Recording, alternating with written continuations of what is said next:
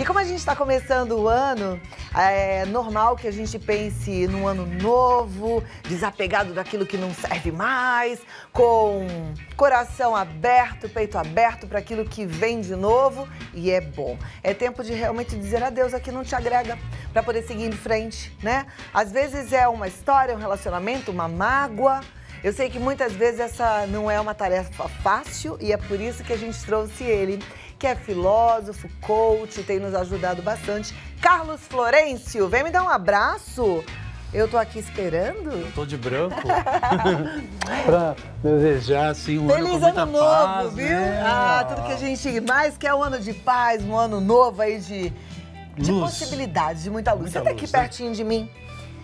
Às vezes é necessário mesmo a gente dar uma olhada para trás para prestar atenção naquilo que está em excesso, que a gente não precisa mais carregar, né?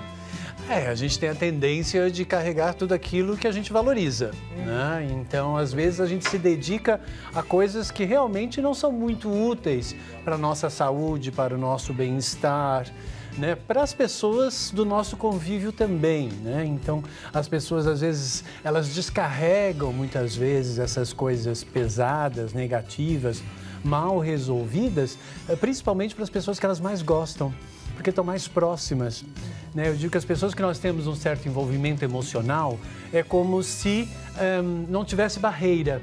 Então eu não sei o meu limite, eu não sei o limite do outro e por vezes eu posso desrespeitar. Às vezes a pessoa está super bem, super alegre, sabe? Você recebe ela como você me recebeu, com um super sorriso e a pessoa com uma cara amarrada e tal, né? Quer dizer, é aquele balde de água fria, como se diz no popular. Então a gente tem que saber que às vezes, né, é preciso fechar as portas de onde nós saímos, né? Então se você saiu do seu trabalho, não estava legal, não leve essa energia para dentro da sua casa. A sua esposa, os seus filhos não tem nada a ver com isso. É um processo seu, né, do seu trabalho, de um dos setores da sua vida. Então, saber separar os setores da nossa vida é muito importante, né? E também, se caso você saiu de uma situação que não lhe agradou, ficou com mágoa, ficou com raiva, como você mesmo disse, né? Ficou com alguma coisa mal resolvida, né? Porque não existe coisa bem resolvida, né? Quando é mal resolvida mesmo, né? Então, quando você sai porque não compreendeu, não entendeu, não aceitou, não é legal você sair dali e começar a fazer comentários com os outros, falando daquele assunto, né? Lembre que uma pessoa agradável, ela não vai falar de assuntos desagradáveis. Hoje em dia, a gente encontra muito mais facilmente as pessoas falarem mal uma das outras do que propriamente bem uma das outras. Sabe por quê? Porque ao falar bem do outro, e se eu considerar o outro de repente melhor do que eu posso estar denunciando que de repente eu estou me sentindo inferior àquela pessoa. Então as pessoas, para não se sentirem por vezes inferiores e mal, porque de repente alguém está melhor, porque está viajando, né? A gente vê no Instagram, né? Vê aí nas redes sociais, porque está fazendo coisas que são agradáveis, a pessoa às vezes prefere pegar em alguma coisa que seja ruim para poder diminuir aquela pessoa, para ela se sentir um pouco mais superior.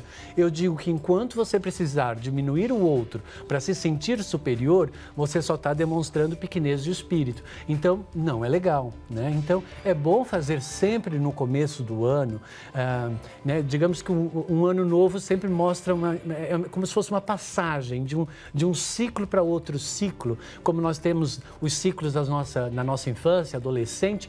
Cada ano é como se fosse um ciclo de um processo novo. Então, se você vai para o novo e você leva o velho, você já está criando conflito, este velho com este novo. Então, não é legal. Então, é bom você fazer uma reflexão, perdoar, aceitar, tentar compreender, né? Porque eu digo, quando a gente aceita e compreende, a gente evolui. Quando a gente não aceita e não compreende, nós estagnamos. Então, ficar estagnado gera inércia, né? Ou seja, as coisas não fluem, a prosperidade também não consegue chegar. Porque prosperidade significa que as coisas estão férteis e estão fluindo muito bem, né? Então, se você começa a reclamar demais da vida, nada está bom, tudo está ruim, significa que você não está sabendo valorizar as coisas, né? Então, refletir sobre valores é sempre muito importante em qualquer momento da vida. Mas quando a gente transcende de um ano para o outro, que a gente quer realmente expandir uma energia boa, convém você parar, né, Cláudia, e fazer aquela reflexão. O que eu quero carregar comigo? Vamos imaginar que você tenha uma espécie de bolsa nas suas costas. O que você quer levar? Você vai querer levar uma coisa pesada? Eu digo que todos nós carregamos a nossa cruz. Eu faço de tudo para mim ser de isopor, sabe? Então a minha é bem levinha. Que faz parte do processo, né? Então é assim, a vida não é um sacrifício, ela é um sacro ofício, é sempre um ofício ao sagrado. Então esse ofício ao sagrado é você conseguir ver o lado bom, mesmo nas situações ruins, né? Que por vezes não é como nós gostaríamos, né? Então a flexibilidade ela é sempre muito importante, a tolerância, a paciência, são sempre virtudes e atributos de quem tem bons valores. Ou seja, a gente aproveita as possibilidades do ano novo, deixa aquela mágoa, aquele rancor, aquela insatisfação para trás e tenta enxergar sob uma nova perspectiva, né? Sempre, assim, às vezes não é como a gente gostaria, né? Essa questão mesmo de perspectiva. Basta você pensar, esse sentimento que eu tenho, esse pensamento que eu nutro com relação a esta pessoa, essa situação, vamos tentar colocar numa balança e vamos imaginar que 10 seja um peso muito ruim e 1 seja um peso leve. Qual é o peso que você dá para cada uma das situações que de repente fazem você se sentir mal? Aí você coloca o peso aí. Uma relação com meu marido, tá 10. A gente briga, a gente discute, a gente não se entende, eu não me sinto compreendida e tal. E o que está acontecendo aí? A comunicação não está boa. Então, ou seja, tem que transformar esse peso em leveza. Como é que nós transformamos o peso em leveza? Nós temos que procurar valorizar alguma coisa, procurar ver o lado positivo das coisas, às vezes passar um certo reconhecimento, às vezes agradecer, às vezes saber pedir uma ajuda, às vezes fazer com que a pessoa sinta que ela tem valor, porque todo mundo gosta de sentir que tem valor na nossa vida. E as pessoas que às vezes são muito poderosas, muito autossuficientes, às vezes os homens entram muito nessa coisa do provedor, hoje em dia já nem tanto, as mulheres também são provedoras, né? Hoje em dia as coisas estão muito mais para somar do que propriamente um dependente do outro, né? Porque as coisas são para somarem. Então, é importante que às vezes você diga, olha, muito obrigado por você me proporcionar isso, né? Olha, você pode me ajudar a fazer isso, porque às vezes você pode fazer tudo sozinho, mas se você está vivendo com uma outra pessoa ou compartilhando alguma coisa com essa outra pessoa, não torne ela preguiçosa. Não faça com que o seu filho, por exemplo, fique completamente dependente de você. Porque eu tive agora recentemente uma questão interessante sobre isso, nessa questão de como as mulheres às vezes tratam os seus filhos e os valores que elas colocam ali, de que a mãe tem que prover, a mãe tem que mimar, a mãe tem que dar aquela proteção, fazer com que tudo funcione muito bem. E ela, sem querer, ela transforma aquele filho num filho preguiçoso, que não aprende a ajudar em casa, em absolutamente nada, principalmente em Portugal, onde eu morei, né? Eu tenho muitos clientes de lá que eu atendo pela internet e tem um caso recente que pega justamente nisso, que a minha cliente diz assim, eu não tenho marido, eu tenho um filho. E aí o que aconteceu com ela? Ela começou a engordar. De repente ela virou uma mulher enorme, grande, porque ela tem que ser forte, porque ela tem que ser o homem e ela tem que ser a mulher e ela reverteu aquilo para o seu próprio metabolismo. E o marido dela magrinho, raquítico ali, né, escorado e tal. E aí até você fazer ambos perceberem que aquela relação não é legal e que, consequentemente, isso vai gerar uma desarmonia para o casal, porque o casal está casado, mas não está casado com uma energia harmônica, porque um tá em desequilíbrio com o outro. Então, uma das coisas que nós trabalhamos foi justamente isso, romper com essas memórias daquela mãe que fazia tudo para aquele filho, e aquele filho realmente perceber, espera aí, não, eu não sou filho da minha mulher, eu sou marido da minha mulher, eu sou o homem da minha mulher, né? Então, ter essas atitudes e ela não fazer tudo, ou seja, começar a não fazer, a delegar, a deixar ele tomar a iniciativa, e que por vezes a gente não tem paciência, vou pedir para arrumar a mesa, até eu pedir, até a pessoa levantar e ir até lá, eu já fiz. Não, peça realmente para fazer, nem que demore 1 hora. Dê espaço para o outro crescer.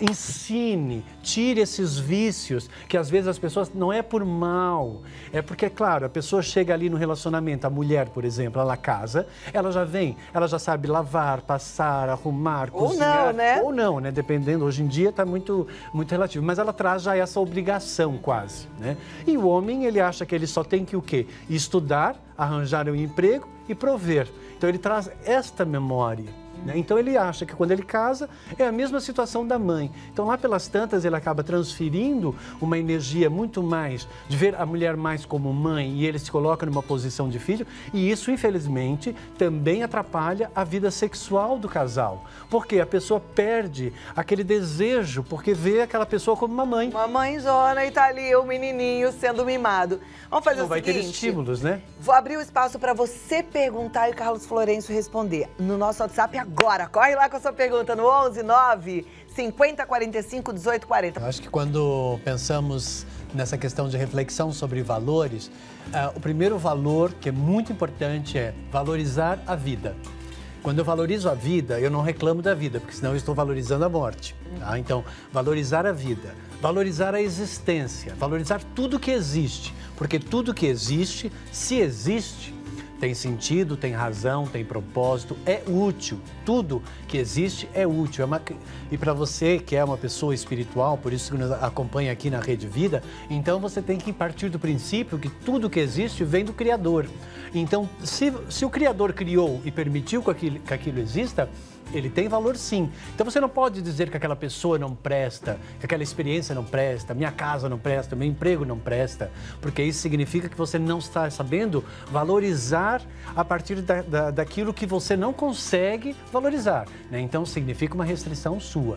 Então, saber valorizar, reflexão sobre valores, começa por valorizar a vida, valorizar a existência, respeitar cada um como cada qual. Lembre-se, o universo fez todo mundo diferente, né, Cláudia? Você é única, eu sou único, você que está nos acompanhando aí é único. Olhe na rua e ande um dia pela rua observando todo mundo. Você não vai conseguir encontrar ninguém igual. Então, se o universo fez todo mundo diferente, é para você não comparar, é para você não discriminar, para você não rejeitar, para você aprender a amar. Esse é um grande valor. Maravilha, gente. Como é bom a gente ouvir tudo isso, né? Acorda, vamos embora, vamos viver nessa perspectiva. Primeira pergunta, vem da nossa telespectadora que chama Vera. Ela diz, tenho 17 anos de separada do meu ex-marido e ainda não consigo perdoá-lo por tudo que ele fez. O que fazer? Tem que perdoar, não tem, assim, o sofrimento dura até você aceitar. Isso é uma das minhas máximas minhas, né? Então, no momento que você aceita, você parou de sofrer, né? Você não perdoa por quê? Porque você gostaria que ele tivesse sido diferente. Então, a minha pergunta é, você algum dia aceitou ele como ele é? Você realmente casou com ele? Ou com um fantasma, com uma ideia, com uma ilusão que você criou e que depois você obrigou aquela pessoa a ter que se encaixar nisso? Eu digo que as pessoas às vezes nascem como se fosse na frente de um tiara, elas vão tecendo o homem ideal, a mulher ideal, o casamento ideal, tudo ideal. Aí depois, quando as situações chegam na vida, elas tentam enfiar aquilo. Aí às vezes, coitado do cara, ele tem braço curto, né? A perna curta, mas a pessoa tem que entrar e força. Você tem que ser isso, você tem que ser aquilo, você tem que ser mais romântico, você tem. É muita cobrança. Lembre-se, amor não flui com cobrança. Então já estragou tudo. Olha a questão de valor. Se você valoriza o amor, não pode valorizar a cobrança. Porque senão, você está sempre achando que fazendo com que a outra pessoa sinta que está em dívida com você. Ela não está em dívida contigo, porque ela não assinou nenhum contrato que ela tinha que te dar alguma coisa em troca. Entende ou não? Então as pessoas, elas ficam meio loucas no processo, elas se perdem um pouco nas questões daquilo que elas valorizam e às vezes elas não estão realmente interessadas no outro. Então observe se realmente você não perdoa ele ou não perdoa aquilo que ele não se encaixou no que você gostaria. Ok. Próxima pergunta é da Michele Jesus. Ela é de Várzea Grande, no Mato Grosso. Ela gostaria de saber se só a mulher que tem que fazer as coisas em casa ou o homem pode ajudar. Ela diz, sou casada há 18 anos, mas ele não me ajuda em nada em casa. Isso me aborrece e muito. Tem que ajudar, gente. Eu acho que, assim, é importante ajudar. Claro que o homem não tem paciência para certas coisas, porque mulher tem mais jeito para aquilo, né? Então, deixa talvez as coisas que o homem tem mais jeito para ele fazer e você faz as coisas que às vezes tem um pouco mais que você tem um pouco mais de jeito. Mas sempre é bom negociar um pouquinho. Olha, eu vou fazer a janta, você pode arrumar a mesa? A minha mãe, ela me criou assim, ela fazia o almoço e ela mandava a gente arrumar a mesa. Então, nós é que arrumávamos a mesa, aí eu arrumava a mesa, minha irmã tirava a mesa. Aí ela lavava a louça e eu secava a louça. Entende? Ou seja, era sempre tarefas onde um fazia uma coisa e o outro fazia outra. E todo mundo curtia aquilo. Então, isso eu acho que é um bom exemplo, né? Ao invés de você largar tudo para uma pessoa, claro, se você tem uma empregada, mas sempre vai surgir aquele momento que a empregada está de férias, que você está numa praia e não tem empregada.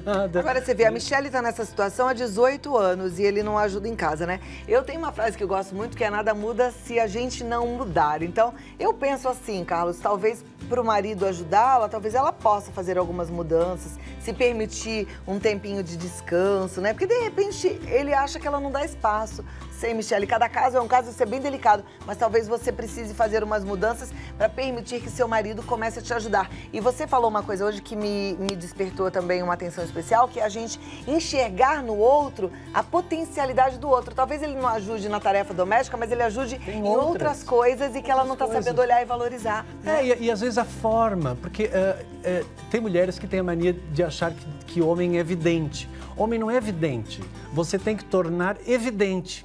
Sabe? Então você tem que dizer, porque o homem ele funciona diferente das mulheres. As mulheres, ela têm um instinto de proteção maternal, então elas sempre se preocupam com um todo. O homem não tem isso, então ele não se preocupa dessa mesma forma. Então você tem que ser muito clara. Dizer assim, olha, meu amor, eu vou fazer a janta, você se importa de fazer isso para mim, para adiantar, para depois a gente poder ver um filme? Comunicação com clareza. Exato. Olha, por que você não abre um vinhozinho pra gente, tomando vinhozinho enquanto eu faço o nosso jantar? Olha como você está trazendo a pessoa. E não ficar assim, porque ele não me ajuda nunca, porque nunca não sei o quê, olha lá ele sentado. Aí reclama. Isso vai criando uma energia de antipatia, de rejeição, que vai afastando mais aquela pessoa amada da sua vida. A verdade é que a gente vai ficando aquela mulher chata que a gente não quer ser, né? Exato. Tem uma participação muito linda aqui da Raquel, ela é de São José dos Campos, e ela fala, boa tarde, que maravilha estar de férias e acompanhar a Rede Vida o dia todo. Adorando essa entrevista, só carregar nas costas coisas boas para 2019. Pergunta, como posso fazer uma pessoa que está claro que sofre de bipolaridade entender isso tudo? Obrigada pela dica, adorei o sacro ofício, Raquel. Obrigado, Raquel. Então, não dá para você tentar fazer essa pessoa entender.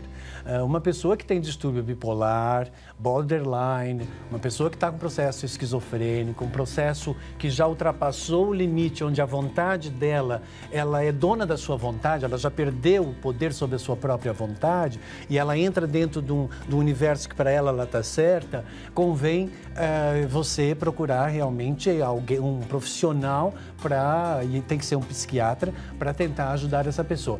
Mas às vezes é importante não dizer que é um psiquiatra, sabe? Às vezes é importante você talvez trazer esse profissional e esse profissional dizer que é um amigo seu e deixar essa pessoa se expor, falar, conversar. Aí ele consegue fazer um pequeno diagnóstico, consegue de repente dar um medicamento, porque às vezes a pessoa tem uma deficiência química mesmo, ela precisa fazer um equilíbrio e isso faz com que essa pessoa melhore. Eu sei porque eu tenho pacientes que sofriam disso, né, e que se transformaram completamente. Então, assim, eu sou a favor, né, claro, da gente não exagerar com remédios e tudo mais, mas a medicina está aí para ajudar e nós temos que sempre procurar as coisas todas. Agora, uma pessoa que está com distúrbio bipolar, ela não tem controle, ela pula de uma euforia para uma agressividade e para uma alegria e para um choro. Portanto, a gente nunca sabe o que é que vai sair dali.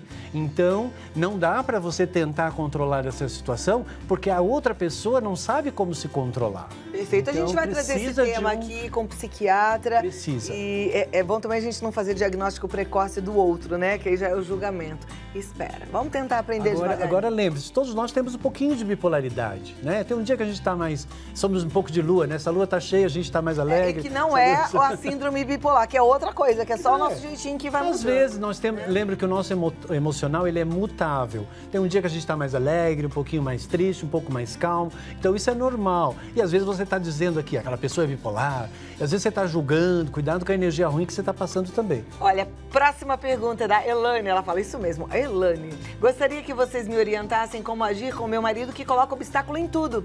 Se eu não bater o pé, ele não faz nada. Parece que ele tem medo de tomar alguma decisão errada, do tipo comprar um carro. Tá difícil lidar com ele. É difícil. Então, essas pessoas isso são conflitos que a pessoa tem. Isso vem, às vezes, de traumas que essa pessoa não tem resolvido na vida dela, por algum tipo de falta, alguma investida que, às vezes, um pai fez e que deu tudo errado e que perdeu, e aí isso a prejudicou, isso ficou preso lá no inconsciente. E a minha especialidade é justamente entrar nessa área do inconsciente, ver qual é o registro que está lá e ver por que essa pessoa age dessa forma. Eu sei que parece que é uma atitude errada dele, mas às vezes é mais forte do que ele, porque o inconsciente às vezes domina a pessoa. Então, precisa procurar uma ajuda, mas muitas vezes a pessoa não quer essa ajuda, Cláudia. Esse que é o grande problema, porque a pessoa acha que está bem daquela forma. Não, a vida é para você expandir, a vida é para você arriscar, né, com cautela. A vida não é para você ter medo, não é para você bloquear as coisas, com medo de perder. Não, você tem que arriscar. Então, eu acho que ele precisa, sim, de ajuda. A vida é para ser vivida, né? Mas a gente não muda o outro, o que a gente pode é mudar a gente. Então, presta atenção em você e se cuida. Muito obrigada, meu amigo. É tão bom te receber. Eu sei que você está indo agora para a Europa? Não, eu vou para a Índia. Uau! Para a Índia. Então, máximo. Vou fazer um retiro espiritual. Que delícia! Vai conhecer lá? Yoga, meditação. Eu vou não, a primeira vez que eu vou. Depois você conta tudo? Vou mandar fotos e tal. Eu quero saber tudo. Fazer tudo. Vou para Rishikesh, vou para Dharamsala. Então, boa viagem, que Deus te abençoe. Depois vou para Londres e fico um mês. Aí ele fica lá em Londres atendendo a turma lá da Inglaterra, mas também atendendo a gente aqui no Brasil pelo Skype, tá bom? Isso, e você pode entrar em contato através do carlosflorencio.com.br ou Face, Instagram, Carlos Florencio Oficial. E o contato, que, gente, hoje em dia é tão fácil, o WhatsApp, você manda uma mensagem rapidinho, já responde, é o 119 8319 9848. 98319 9848. Deus te abençoe e um feliz 2019.